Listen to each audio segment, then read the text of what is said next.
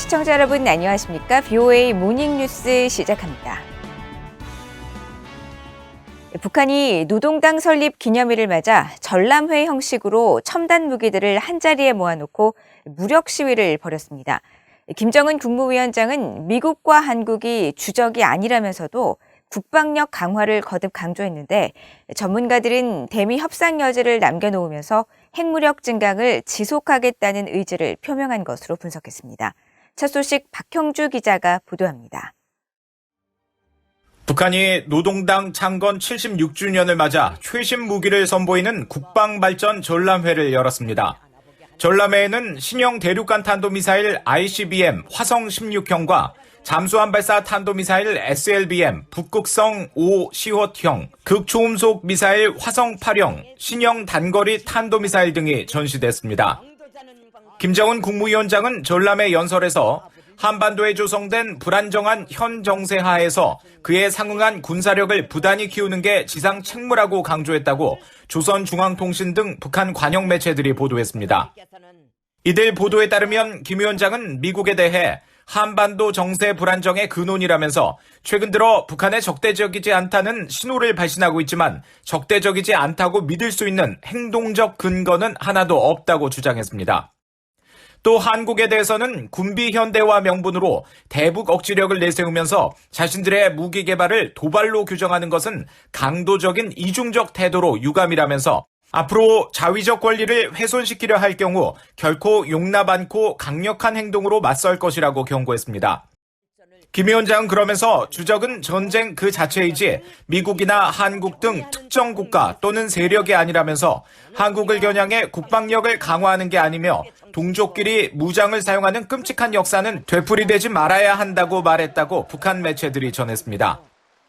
박원권 이화여대 북한학과 교수는 미국이나 한국에 국한하지 않고 주변국 군비경쟁 프레임을 내세워 북한의 핵보유를 정당화하려는 게 김 위원장 연설의 핵심이라며 특히 한국을 약한 고리로 이중기중 문제를 압박했다고 분석했습니다.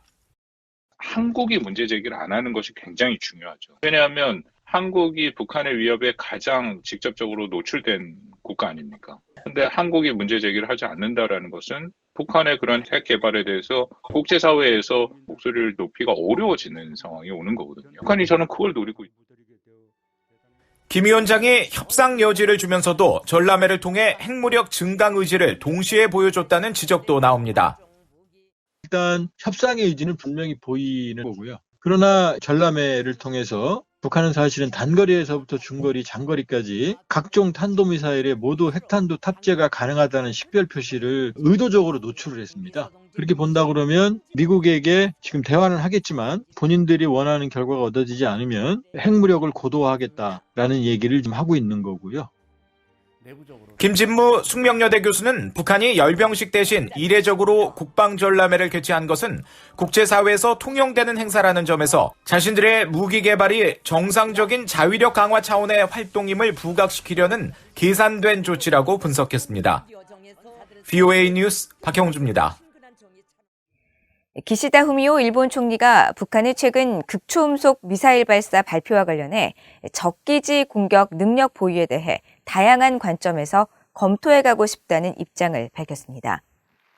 기시다 총리는 12일 일본 참의원 본회의에서 제1야당 의원의 관련 질문에 일본 정부는 지금까지 탄도미사일 방어 체계를 정비해왔지만 한편으로 요격 능력을 향상하는 것만으로 국민의 생명과 평화로운 생활을 지켜낼 수 있느냐는 문제의식을 가지고 있다고 답했다고 일본 언론들이 보도했습니다.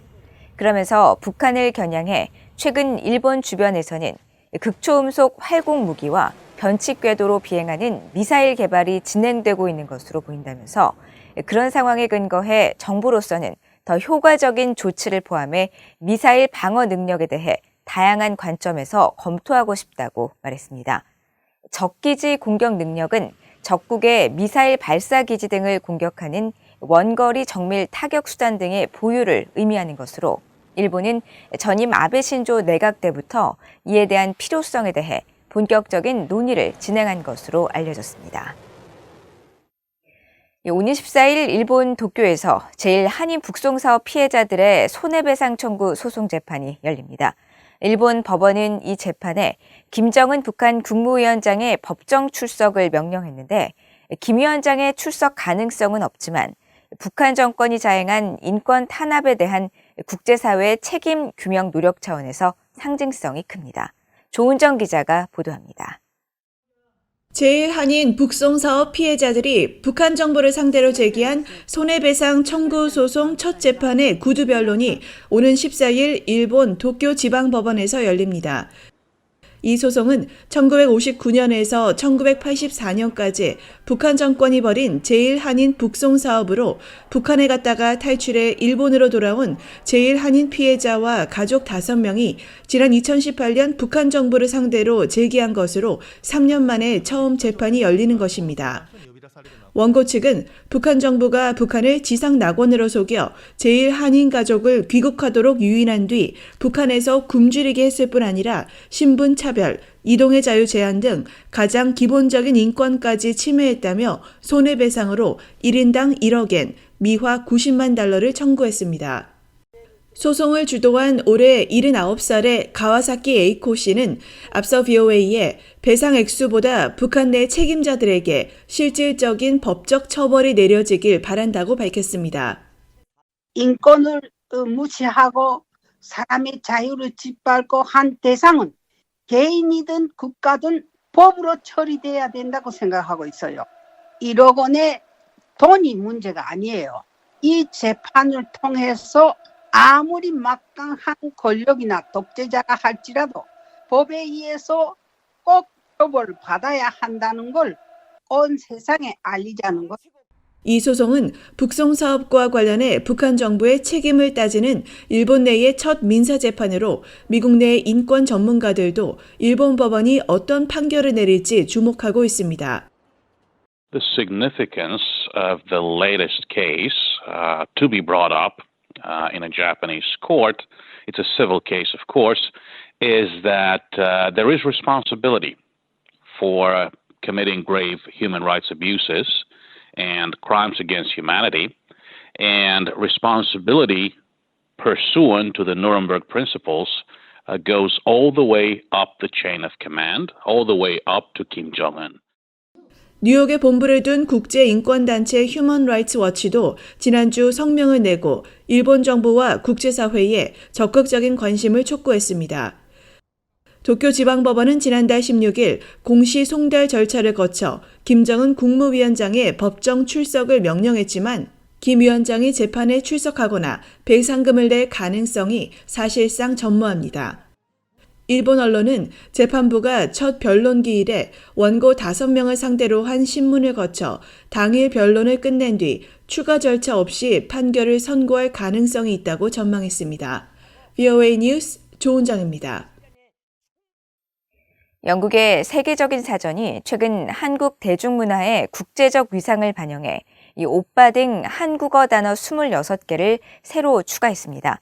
하지만 북한은 오빠란 단어를 사용하면 최대 2년 노동 교화형에 처할 정도로 한류 등 외부 문화를 배척하는 것으로 알려졌는데 이런 폐쇄성이 인민 대중 중심 사회 발전을 가로막고 있다는 비판이 나옵니다. 김영관 기자가 취재했습니다.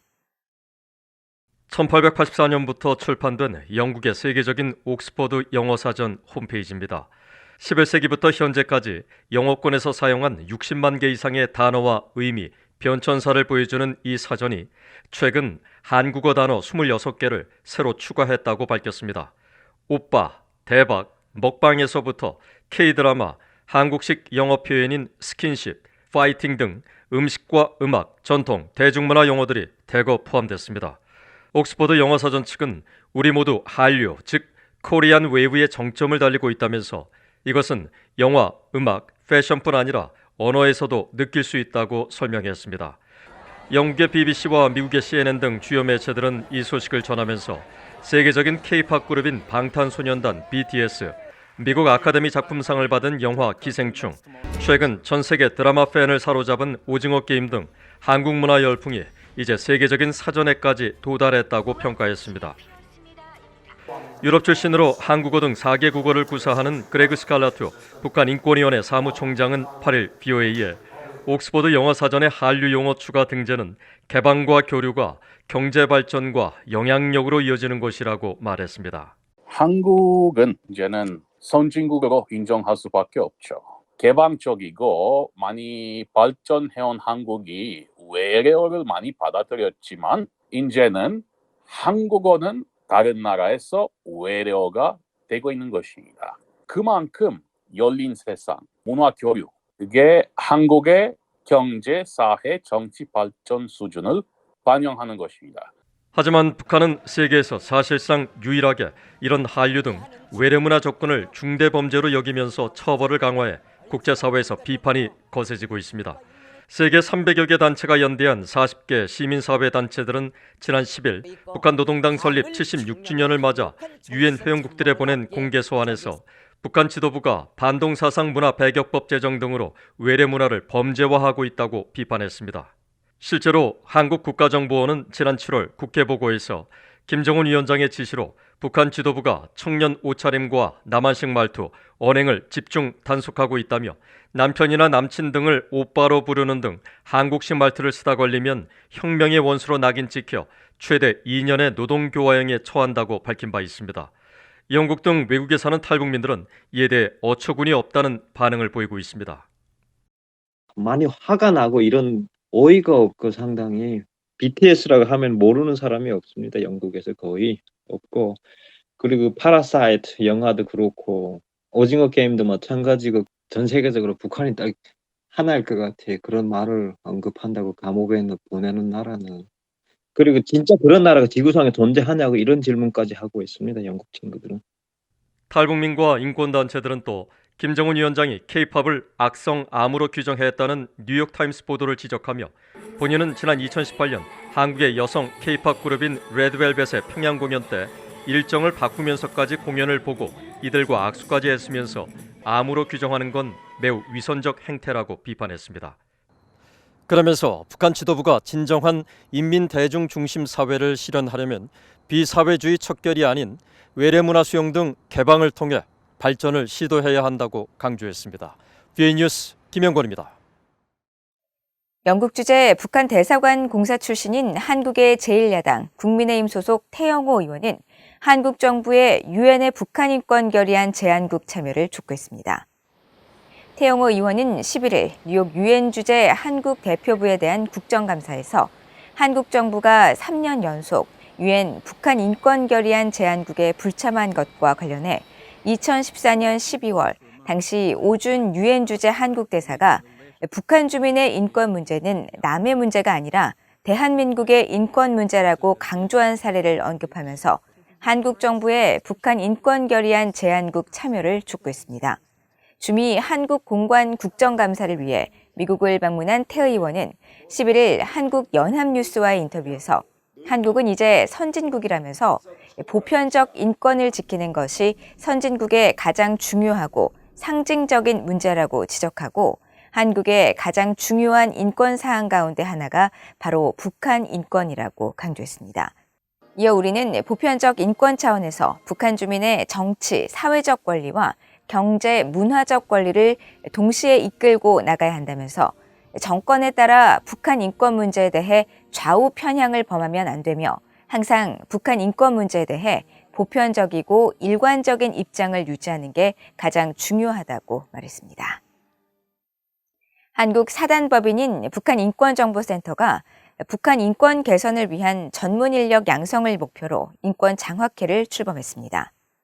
북한인권정보센터는 12일 인권 장학회 출범식을 열고 해당 기관의 연구원과 북한 인권 관련 단체 근무자, 북한 이탈 주민 등 대상자들에게 장학금을 지원함으로써 관련 전문 인력을 양성하고 이들의 활동을 통해 북한 인권 개선과 남북사회 통합에 기여할 수 있기를 희망한다고 밝혔습니다. 이 단체는 올해 상반기 내부 모금을 통해 영국 옥스퍼드대와 한국 국민대 석사 과정에 진학한 2명의 인권 활동가에게 장학금을 지급했고 이를 계기로 독지가로부터 장학금 지급을 목적으로 1억 원을 후원받았다고 설명했습니다. 또 인권 장학회는 매년 확보된 장학금과 신규 후원을 받아 운영할 예정이라면서 북한 인권 개선과 통일을 위해 앞으로 활동할 우수한 인재를 양성할 수 있도록 후원에 동참해 줄 것을 요청했습니다. 이상으로 BOA 모닝뉴스를 모두 마칩니다. 시청해 주신 여러분 고맙습니다.